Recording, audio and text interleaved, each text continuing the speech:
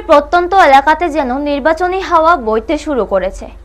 মাগরুম ADC ভিলেজের Chintaram পাড়ায় ভারতীয় জনতা পার্টির বিশেষ যোগদান সভা অনুষ্ঠিত হয়। সবাই উপস্থিত ছিলেন প্রাক্তন সাংসদ রেবতী ত্রিপুরা, দক্ষিণ জেলার জনজাতি মোর্চার সভাপতি নিরঞ্জন ত্রিপুরা, এমডিসি কংজং মক 43 করবুক মণ্ডল সভাপতি অসীম ত্রিপুরা সহ আরও অন্যান্য রাজনৈতিক নেতৃত্ব।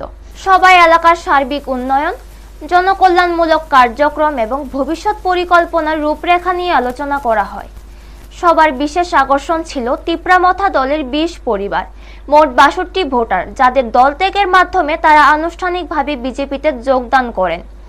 নতুনদের হাতে দলীয় পতাকা তুলে দিয়ে স্বাগত জানান প্রাক্তন সাংসদ রেবতী ত্রিপুরা এবং এমডিসি কংজং মক।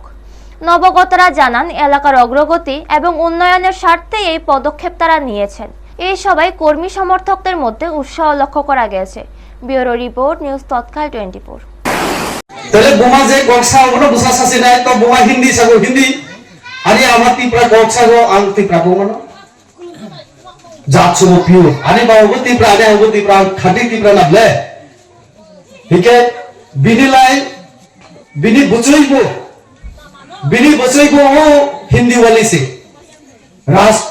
राजपुत्र देना राजपूत देंगे वो जात राजस्थान मध्य प्रदेश से हिंदी से ना तले बुचुली सामी सिमी से प्यूर लिया बो अदे फाइके फेंके बिनी पसंद तक किसी के खातिर पसंद है আবার ব্লক से আমাকে বাংলাদেশি ওয়ানসা আজ করব মন্ডল কমিটির অন্তর্গত আমাদের মাগরুম এডিসি ভিলেজে চিন্তারাম পাড়ায় আজকে এই বুথে তিপ্রামথা ছেড়ে 20 পরিবারে 62 ভোটার বিজেপিতে জয়েন করেছে।